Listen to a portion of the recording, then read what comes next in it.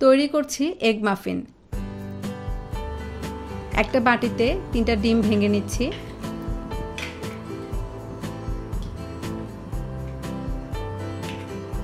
একটা কাঁটা চামচ দিয়ে খুব ভালো করে ডিমগুলোকে ফেটে নিচ্ছি। খুব ভালো করে ফেটতে হবে। হয়ে গেছে। আধা কাপ রুম টেম্পারেচারে রাখা দুধ দিয়ে দিচ্ছি। এবার এটাকে আমি আবার ভালো করে ফেটে নিচ্ছি। আধা চা চামচ পরিমাণ লবণ দিয়ে দিচ্ছি। আধা চা চামচ বেকিং পাউডার। বেকিং পাউডার দেওয়ার পরে খুব ভালোভাবে গুলে নিচ্ছি যেন বেকিং পাউডার দলা হয়ে না থাকে। 1 চা চামচ পরিমাণ রান্নার তেল দিয়ে দিচ্ছি। আবার খুব ভালো করে ফেটে নিচ্ছি। এবার একটু বেশিক্ষণ ফেটতে হবে যেন তেলটা একদম মিশে যায়। গোলমরিচের গুঁড়ি দিয়ে দিচ্ছি স্বাদ অনুযায়ী। গোলমরিচের গুঁড়িটা স্বাদ অনুযায়ী দেবেন, যে যেমন ঝাল খাবেন সে পরিমাণে দেবেন। এখানে আমি অন্য কোনো মরিচ দিচ্ছি না, গোলমরিচের গুঁড়িটাই একমাত্র ঝাল। আবার ফেটে নিচ্ছি।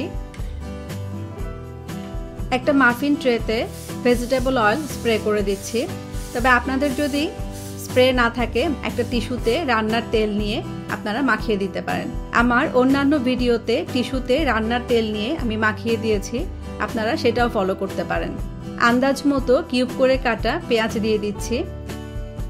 কিউব করে কাটা ক্যাপসিকাম দিয়ে দিচ্ছি।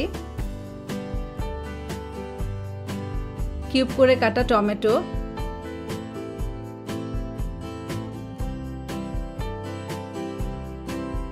কিউব করে কাটা চিকেন সসেজ দিয়ে দিচ্ছি।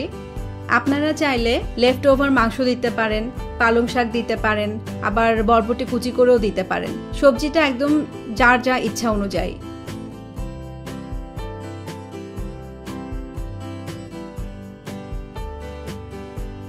ধনেপাতা কুচি দিয়ে দিচ্ছি।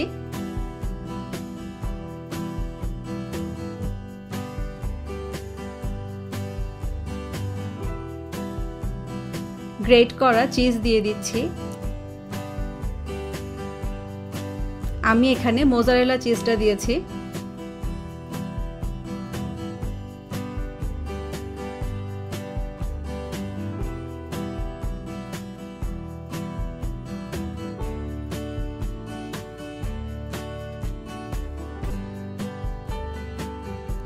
একটা গোল চামচে করে ডিমের মিশ্রণটা কাপের ভিতরে দিয়ে দিচ্ছি। একটু খালি রেখে দিতে হবে, একদম ভরা করে দেয়া যাবে না। যেভাবে দেখা যাচ্ছে ঠিক সেভাবে দিতে হবে।